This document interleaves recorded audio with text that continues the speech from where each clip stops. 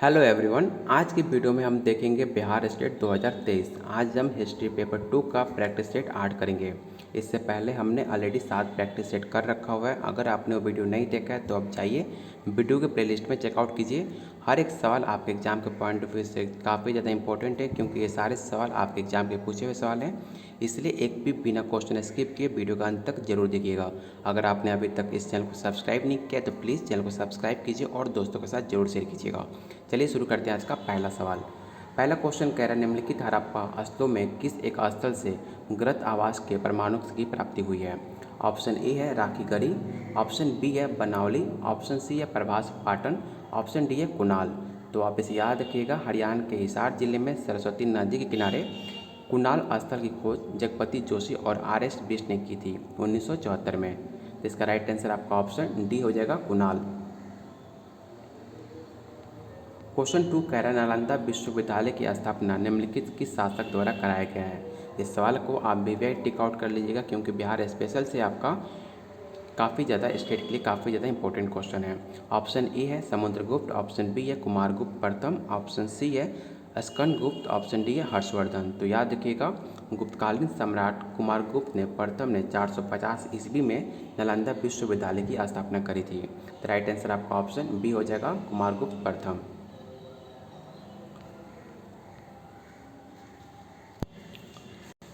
Question 3 कह रहा है, दिल्ली सल्तनत में चार लगनी के सदस्य किससे संबंधित थे? ताजिक से या अफगान से या तुर्क से या आपके मंगोल से? तो याद रखिएगा, तुर्क से आपका संबंध रखता है दिल्ली सल्तनत के चार लगनी सदस्य। राइट आंसर आपका ऑप्शन सी हो जाएगा। क्वेश्चन 4 कह रहा है, तुर्की सुल्तान का महल कहाँ पर है? आपको बताना है जो तुर्की सुल्तान है उनका महल कहाँ पर है। ऑप्शन ए है लाहौर, ऑप्शन बी है दिल्ली, ऑप्शन सी है आगरा, ऑप्शन डी है फतेहपुर सिकरी। तो याद रखिएगा, तुर्की सुल्तान का महल एक सुंदर लघु आकार की इमारत है। इसमें एक ही मंजिल है तथा स्तंभों पर आधारित बरमादे की योजना है। राइट आंसर आपका ऑप्शन डी हो जाएगा, फतेहपुर सिकरी में आपका तुर्की सुल्तान का महल है। राइट आंसर डी हो जाएगा। क्वेश्चन 5 कह रहा है, कैलाश मंदिर किस गुफा में है? कार्ले में या एलिफेंटा में या आपका ऑप्शन सी एलोरा या ऑप्शन डी अजंता। इस सवाल को आप वीवीआई क्वेश्चन टेक आउट कर लीजिएगा। ये काफ़ी एग्जाम का पॉइंट वैसे काफ़ी ज़्यादा इंपॉर्टेंट है। राइट आंसर आपका ऑप्शन सी हो जाएगा, राष्ट्रकूट नरेल काला में महान संरक्षक थे। राष्ट्रकूटों की राजधानी मानेकशेट से अभी तक काला के कोई उल्लेखनीय पुरातात्विक अवशेष नहीं प्राप्त हुए हैं। राइट आंसर आपका ऑप्शन सी हो जाएगा, एलोरा में। क्वेश्चन 6 कह रहा है, किस हड़प्पा स्थल से निकास नालियों के साथ फर्श जड़ित 12 स्नानगृह का एक समूह सेट मिला है? ऑप्शन ए है हड़प्पा, ऑप्शन बी है कालीबंगा, ऑप्शन सी है लोथल, ऑप्शन डी है बनावली। तो आप इसे याद रखिएगा, हड़प्पा एवं मोहनजोदारो के अतिरिक्त लोथल में भी शैडो सभ्यता का एक प्रमुख स्थल है। लोथल का टीला अहमदाबाद में, जो गुजरात में है, जिले में सरगुल नामक ग्राम के समीप है। इसका राइट आंसर आपका ऑप्शन सी हो जाएगा, लोथल। क्वेश्चन 7 कह रहा है कि अरुमोलिवर्मन किस चोल सम्राट का नाम था? आपको बताना है जो अरुमोलिवर्मन था वो किस चोल का सम्राट का नाम था। राजा राज या राजेंद्र या आपका राजाधिराज या आपके ऑप्शन डी प्रांतक। तो राइट आंसर आपका ऑप्शन ए हो जाएगा, राजा राज का नाम आपका हुआ था। राइट आंसर ए हो जाएगा। क्वेश्चन 8 कह रहा है, निम्नलिखित में कौन सा अधिकारी अपने प्रांत के जिलों का संग्रहण का नियंत्रित करता था? ऑप्शन ए है समाहर्ता, ऑप्शन बी है सन्निधाता, ऑप्शन सी है स्थानिक, ऑप्शन डी है परामर्शदाता। तो इसका राइट आंसर आपका ए हो जाएगा। मौर्य प्रशासन का भारतीय प्रशासनिक इतिहास में महत्वपूर्ण स्थान है। यहाँ पर भारत के प्रथम केंद्रीकृत शासन प्रणाली का उल्लेख देखने को मिलता है। राइट आंसर आपका ऑप्शन ए हो जाएगा। क्वेश्चन 9 कह रहा है, लेखन के आधार पर निम्नलिखित अशोक के स्तंभों में कौन सा एक सबसे प्राचीन था? ऑप्शन ए है सी शीर्ष युक्त रामपुरवा स्तंभ या आपका रुमंडी स्तंभ या आपका ऑप्शन सी है वृषभ शीर्ष युक्त रामपुरवा स्तंभ, ऑप्शन डी है लोरिया नंदगढ़ स्तंभ। इसका राइट आंसर आपका ऑप्शन बी हो जाएगा, मौर्यकालीन कला का उत्कृष्ट अशोक प्रदर्शन अशोक के स्तंभों पर दिखाई पड़ता है। राइट आंसर आपका ऑप्शन बी हो जाएगा। क्वेश्चन 10 कह रहा है, बुलंद दरवाजा अकबर के किस विजय के स्मरण पर बना था? इस क्वेश्चन को आपका दिल्ली DSSB क्वेश्चन में पूछा जा चुका है। आपका इस क्वेश्चन को वीवीआई जरूर टिक आउट कर लीजिएगा। ऑप्शन ए है मालवा के, ऑप्शन बी है रणथंभौर का, ऑप्शन सी है मेवाड़, ऑप्शन डी है गुजरात। द बुलंद दरवाज़ा जामा मस्जिद के दक्षिणी द्वार के निर्मित भारत का सबसे ऊंचा प्रवेश द्वार है, जो टोटल आपके 42 फीट ऊंची चौकी सिरों से युक्त पर बना हुआ है। राइट आंसर आपका ऑप्शन डी हो जाएगा। ये आपको गुजरात में देखने को मिलता है। क्वेश्चन 11 कह रहा है निम्नलिखित में किस स्थान से अग्नि मंदिर की प्राप्ति हुई है? कपिसा, सुरकोटल, ऑप्शन सी है चारसदा, ऑप्शन डी है साहबदगरी। तो इसका राइट आंसर आपका सुरकोटल, जिसे चश्मा सिर या सर चश्मा भी कहा जाता है। इसका राइट आंसर आपका ऑप्शन बी हो जाएगा सुरकोटल। क्वेश्चन 12 कह रहा है निम्नलिखित किस शासक के समय पर झारोखा दर्शन बंद हो गया था? ऑप्शन है अकबर, जहांगीर, शाहजहां या आपके औरंगजेब। तो मोहउद्दीन मोहम्मद औरंगजेब शाहजहां का पुत्र हुआ करता था। उसका जन्म 24 अक्टूबर 1618 ईस्वी में मुमताज महल की गर्भ से दोहद उज्जैन में हुआ था। इसका राइट आंसर आपका औरंगजेब हो जाएगा, ऑप्शन डी। क्वेश्चन 13 कह रहा है किस एक द्वारा भारतीय सिविल सेवा की बहाली की परीक्षा को इंग्लैंड के साथ भारत में कराना सुनिश्चित कराया गया था? इस क्वेश्चन को आप यूपी पीजीटी का पूछा हुआ सवाल है। इस क्वेश्चन को आप बीबीआई टिक आउट कर लीजिएगा। ऑप्शन है आपका Indian council act, option B है Indian council act 1893, option C है 1909 या ऑप्शन डी है गवर्नमेंट ऑफ इंडिया एक्ट 1919। तो याद रखिएगा गवर्नमेंट ऑफ इंडिया एक्ट 1919 के द्वारा भारतीय सिविल सेवा की बहाली परीक्षा को इंग्लैंड के साथ साथ भारत में कराना सुनिश्चित हुआ था। तो इसका राइट आंसर आपका ऑप्शन डी हो जाएगा, government of India act 1919। Question 14 कह रहा है जो डायमकस एक राजदूत जो सीरिया से किसके दरबार में भेजा गया था? आपको बताना है जो डायमकस था जो सीरिया से बिलोंग करता था वो किसके दरबार में आया था? ऑप्शन ए है बिंबिसार, ऑप्शन बी है अजातशत्रु, ऑप्शन सी है बिंदुसार, ऑप्शन डी है चंद्रगुप्त मौर्य। तो आप सबको पता होगा बिंदुसार के टाइम पे आपका डायमकस राजदूत बनकर इंडिया आया था। तो राइट आंसर आपका ऑप्शन सी हो जाएगा। क्वेश्चन 15 कह रहा है 1883 ईस्वी में सनातन धर्म राक्षिणी सभा का स्थापना किसके द्वारा कहाँ पर की गई थी? तो मथुरा या वाराणसी, ऑप्शन सी है पटना, ऑप्शन डी है कलकत्ता। तो 1883 ईस्वी में सनातन धर्म राक्षिणी सभा की स्थापना बंगाल के कलकत्ता में की गई है। तो राइट आंसर आपका ऑप्शन डी हो जाएगा, कलकत्ता। क्वेश्चन 16 कह रहा है कहाँ से राजदूत औरंगजेब के शासन के साथ समय पर आया था? तो इसका राइट आंसर आपका 1661 से 1667 ईस्वी के बीच औरंगजेब के पास कुछ विदेशी मुस्लिम शक्तियों का यहाँ से टूट मंडल आए थे। तो इसका राइट आंसर आपका ऑप्शन ए हो जाएगा। क्वेश्चन 17 कह रहा है मौर्य काल में समाहर्ता का क्या अर्थ था? मौर्य काल से आपको 1 से 2 क्वेश्चन हमेशा एग्जाम में देखने को जरूर मिलेंगे। तो मौर्य काल से क्वेश्चन को आप वीवीआई जरूर टिक आउट कर लीजिएगा। ऑप्शन ए है सेनानायक, ऑप्शन बी है गोदाम का प्रमुख अभिरक्षक, ऑप्शन सी है आकलन एवं संग्रहण प्रभारी अधिकारी, ऑप्शन डी है वन का अधिकारी। तो मौर्य प्रशासन का भारतीय प्रशासनिक इतिहास में महत्वपूर्ण स्थान है। यह भारत के प्रथम केंद्रीकृत प्रशासन प्रणाली का उल्लेख देखने को मिलता है। राइट आंसर आपका ऑप्शन सी हो जाएगा। आप यहाँ जितना डिफिनेशन दिया गया है, जो एक्सप्रेशन दी गई है, आप पूरा व्याख्या को आराम से वीडियो को पॉज कर या आप मेरे टेलीग्राम पर ज्वाइन होकर यहाँ वहाँ से इसका पीडीएफ लिखकर आप पूरे व्याख्या को आराम से पढ़िएगा, क्योंकि ये व्याख्या से आपके 1-2 सवाल जरूर बन सकते हैं। तो राइट आंसर आपका सी हो जाएगा। क्वेश्चन 18 कह रहा है हैंसंग भारत यात्रा का क्या उद्देश्य था? आपको बताना है जो हैंसंग भारत आया था उसका क्या उद्देश्य था? भारत का भूगोल जानना, ऑप्शन बी है बुद्ध से संबंधित श्लोक पर जाना, ऑप्शन सी है भारत की संस्कृति को जानना, ऑप्शन डी है धन एकत्र करना। तो हर्ष के समय आपके सर्वप्रमुख घटना चीनी यात्री हैंसंग भारत का आगमन किया था। हैंसंग का जन्म 600 ईस्वी के लगभग चीन के होनन प्रांत के चीन लिउ नामक स्थान पर बताया जाता है। तो राइट आंसर आपका ऑप्शन बी हो जाएगा, बुद्ध से संबंधित श्लोक को जानना उसका उद्देश्य था। राइट आंसर बी हो जाएगा।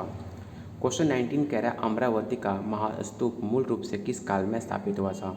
अशोक या शुंग के या सातवाहन के या गुप्त के? तो स्तूप का शाब्दिक अर्थ होता है ढेर या धुआं। स्तूप संस्कृत का स्तूप धातु से बना होता है जिसका अर्थ है एकत्र करना अथवा ढेर लगाना। इसका राइट आंसर आपका ऑप्शन सी हो जाएगा, सातवाहन। क्वेश्चन 20 कह रहा है इन विच ईयर लॉर्ड डलहौजी ने किस वर्ष ये घोषणा की कि मुगल बादशाह बहादुर शाह के उत्तराधिकारियों को लाल किला खाली करना पड़ेगा? 1848 में, 1849, 1855 या 1856? तो याद रखिएगा मुगल सम्राट 1803 ईस्वी में ब्रिटिश संरक्षण में रहने लगा था, लेकिन मान मर्यादा संबोधित करके उन्हें दावे अस्वीकृत थे।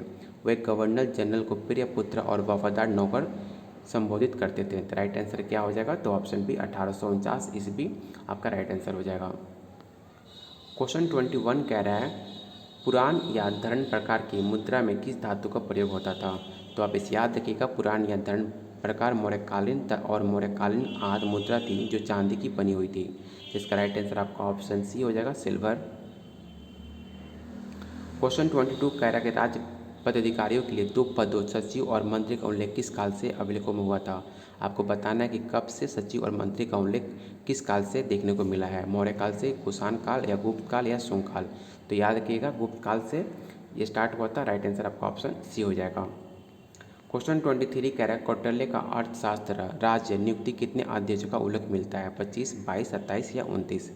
तो इसका राइट आंसर आपका ऑप्शन ई हो जाएगा, क्योंकि इसमें ऑप्शन दिया नहीं है। तो इसका राइट आंसर आपका होगा अर्थशास्त्र के अध्यक्ष परीक्षण नामक द्वितीय अधिकरण में अध्यक्षों का उल्लेख मिलता है। ये विभिन्न विभाग के अध्यक्ष होते थे और मंत्रियों के निरीक्षण में काम करते थे। संभवतः इन्हीं अध्यक्षों को ही मैग्नेसिस को मजिस्ट्रेट ने कहा था। इनके नाम पर प्रकार हैं।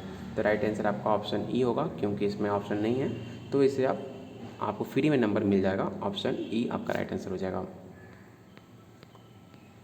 क्वेश्चन 24 कह रहा है संस्कृत काव्य सेतुबंध ग्रंथ के लेखक कौन माने जाते हैं? रुद्रसेन या प्रवरसेन या आपके नरेंद्र सेन या आपके पृथ्वी सेन द्वितीय। तो इसे याद रखिएगा, प्रवरसेन द्वितीय का नाम आता है सेतुबंध ग्रंथ के लेखक के नाम पे। राइट आंसर आपका ऑप्शन बी हो जाएगा। क्वेश्चन 25 कह रहा है जौना खान किसका प्रथम नाम था? अलाउद्दीन खिलजी, गयासुद्दीन तुगलक, मोहम्मद बिन तुगलक या फिरोज शाह तुगलक। तो आपको पता होगा गयासुद्दीन तुगलक के मृत्यु के बाद उसका पुत्र जूना खां मोहम्मद बिन तुगलक की उपाधि ग्रहण की थी। 1325 में ईस्वी में उस गद्दी पर बैठा था। गयासुद्दीन के टोटल 5 पुत्र थे। तो राइट आंसर आपका मोहम्मद बिन तुगलक हो जाएगा, ऑप्शन सी। क्वेश्चन 26 कह रहा है किस चोल शासक ने मडुरकोंडा और मधुनात्मक उपाधियों की धारण किया था? ऑप्शन है विजयलय, ऑप्शन बी है आदित्य प्रथम, ऑप्शन सी है प्रांतक प्रथम, ऑप्शन डी है कुलोत्तुंग प्रथम। तो प्रांतांग प्रथम 907 से लेकर 955 ईस्वी में आदित्य प्रथम का पुत्र था। उसकी मृत्यु के उपरांत राजा हुआ। यह चोल वंश का वास्तविक संस्थापक और अपने वंश का पहला सार्वभौम या सर्वसत्ता शासक माना जाता है। तो राइट आंसर आपका ऑप्शन सी हो जाएगा, प्रांतक प्रथम। क्वेश्चन 27 कह रहा है अर्थशास्त्र में विविधताध्यक्ष किसके लिए प्रयोग किया गया था? चरगाहों के अध्यक्ष के लिए, वाणिज्य के अध्यक्ष के लिए, आपका खानों का अध्यक्ष या कृषि का अध्यक्ष। तो याद रखिएगा अर्थशास्त्र के अध्यक्ष प्रचार के द्वितीय अध्याय में विभिन्न अध्ययों का उल्लेख मिलता है। तो इसका राइट आंसर आपका ऑप्शन ए हो जाएगा, चारगांव का अध्यक्ष। क्वेश्चन 28 कह रहा है कि सुल्तान द्वारा गुलरुख के उपनाम में से ईरानी भाषा का नज्म लिखी जाती है। ये सवाल आपका बिहार स्टेट 2020 का पूछा हुआ सवाल है, इसलिए इस क्वेश्चन को इंपॉर्टेंट टिक आउट कर लीजिएगा। ऑप्शन ए है बल्लोल लोदी, ऑप्शन बी है रजिया, ऑप्शन सी है सिकंदर लोदी, ऑप्शन डी है आपका बलबन। तो सिकंदर लोदी शिक्षित तथा विद्वान शासक था। वो फारसी भाषा का जाना जाता है और गुलरुखी के उपनाम से फारसी में कविताएं भी लिखता था। तो राइट आंसर आपका सिकंदर लोदी हो जाएगा। क्वेश्चन 29 कह रहा है निम्नलिखित में कौन सा मस्जिद भारत में प्रथम तुर्की मस्जिद था? इस क्वेश्चन को आप भी टिक आउट कर लीजिएगा, आपके पीजीटी एग्जाम के लिए काफ़ी ज़्यादा इंपॉर्टेंट है। ऑप्शन ए है अटावा देवी मस्जिद, ऑप्शन बी है खिड़की मस्जिद, ऑप्शन सी है कुवत उल इस्लाम मस्जिद, ऑप्शन डी है कलान मस्जिद। तो कुवत उल इस्लाम मस्जिद दिल्ली में हिंदू मुस्लिम शैली पर निर्मित प्रथम भवन है। राइट आंसर आपका क्या हो जाएगा? तो ऑप्शन सी होगा, कुवत उल इस्लाम मस्जिद। क्वेश्चन 30 कह रहा है मंगल पांडे किस विद्रोह से संबंधित है? बैरकपुर, मेरठ या दिल्ली या आपका दीनापुर। तो याद रखिएगा मंगल पांडे का आपका विद्रोह 1857 में एजुटेंट लेफ्टिनेंट बा की हत्या कर और मेजर सार्जेंट रोशन की गोली मार कर विरोध किया था। तो राइट आंसर आपका ऑप्शन ए हो जाएगा, बैरकपुर से राइट आंसर ए होगा। क्वेश्चन 31 कह रहा है अखिल भारतीय मुस्लिम लीग ने अपने किस अधिवेशन में नागरिक अवज्ञा आंदोलन का खुलकर विरोध किया था?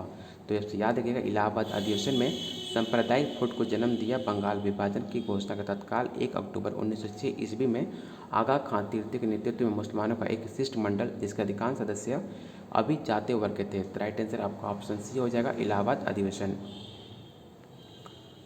अगला क्वेश्चन कह रहा है निम्नलिखित में अशोक का कौन सा शिलालेख धार्मिक संश्लेषण के बारे में बताता है? तो आप इसे याद रखिएगा 12वां शिलालेख होता है। राइट आंसर ऑप्शन डी हो जाएगा। क्वेश्चन 34 कह रहा है कि प्रभाकर करवर्धन की पत्नी ने उसकी मृत्यु के बाद किस नदी किनारे अपना आत्मदाह कर लिया था? यमुना, सरस्वती या गंगा या झेलम? तो राइट आंसर आपका सरस्वती नदी हो जाएगा, ऑप्शन बी। क्वेश्चन 35 कह रहा है दक्कन साबा का संस्थापक कौन माना जाता है? तो आपके गोपाल कृष्ण गोखले आपके दक्कन साबा के संस्थापक थे। राइट आंसर सी हो जाएगा। क्वेश्चन 36 कह रहा है कि हिरण्य स्तूप शब्द का उल्लेख सर्वप्रथम कहाँ पर हुआ था? विनय पिटक या दीर्घ निकाय या दिव्यवदान या ऑप्शन डी त्रिगवेद? तो त्रिगवेद में सबसे पहले आपका सर्वप्रथम उल्लेख त्रिगवेद में मिलता है, जहाँ पर इसे हिरण्य स्तूप कहा गया है। राइट आंसर आपका ऑप्शन सी डी हो जाएगा, त्रिगवेद। क्वेश्चन 37 क्या है तारिक मुबारक शाही का लेखक कौन माने जाते हैं? तो आप इसे याद रखिएगा, बिन अहमद सरहिंद का नाम आता है तारिक मुबारक शाही का लेखक के तौर पे। राइट आंसर आपका ए हो जाएगा। क्वेश्चन 38 कह रहा है जैन ग्रंथ कुलयामाला का लेखक कौन थे? तो आप इसे याद रखिएगा, आपका राइट आंसर आपका हो जाएगा ऑप्शन ए। आपका राइट आंसर होगा उद्धतर सूरी माने जाते हैं, option A is right answer होगा। आप लोग के लिए इतनी मेहनत की जा रही है, तो आप लोगों से एक रिक्वेस्ट है कि आप लोग का फ़र्ज़ बनता है कि वीडियो को बहुत ज़्यादा लाइक और शेयर कीजिए अपने दोस्तों के साथ। जो हिस्ट्री से पीजीटी टीजीटी कर रहे हैं उनके साथ वीडियो शेयर कीजिए। जितना आप वीडियो शेयर करोगे उतना मुझे मोटिवेशन मिलेगा आप लोगों के लिए वीडियो और ज़्यादा बनाने की। तो प्लीज़ वीडियो को लाइक और दोस्तों के साथ शेयर जरूर कीजिएगा। क्वेश्चन 39 कह रहा है एशियाटिक सोसाइटी ऑफ बॉम्बे की स्थापना निम्नलिखित में किस वर्ष हुई थी? तो आप सबको पता होगा 1804 में एशियाटिक सोसाइटी ऑफ बॉम्बे की स्थापना की गई थी। तो किसके द्वारा की गई थी? तो सर जेम्स मैकीटोस के नाम पर की गई थी। राइट आंसर आपका ऑप्शन सी हो जाएगा, 1804। क्वेश्चन 40 कह रहा निम्नलिखित वाकाटक शासकों में किसने चंद्रगुप्त द्वितीय की पुत्री प्रभावती गुप्ता से विवाह किया था? तो आप इस रुद्रसेन द्वितीय का नाम जरूर याद रखिएगा। राइट आंसर आपका डी हो जाएगा। क्वेश्चन 41 कह रहा है निम्नलिखित घटनाओं को कालानुसार व्यवस्थित कीजिए। नीचे दिए गए कोड का प्रयोग कर सही उत्तर का चयन आपको करना है। साइमन कमीशन या प्रथम गोलमेज सम्मेलन या आपका क्रिप्स मिशन या आपका सीआर फॉर्मूला? आपको बताना है कि इनमें से कौन सा सबसे पहले हुआ था। तो पहले आपका सबसे पहले साइमन कमीशन होगा, उसके बाद आपका प्रथम गोलमेज सम्मेलन होगा, उसके बाद आपका क्रिप्स मिशन होगा, उसके बाद सीआर फॉर्मूला होगा।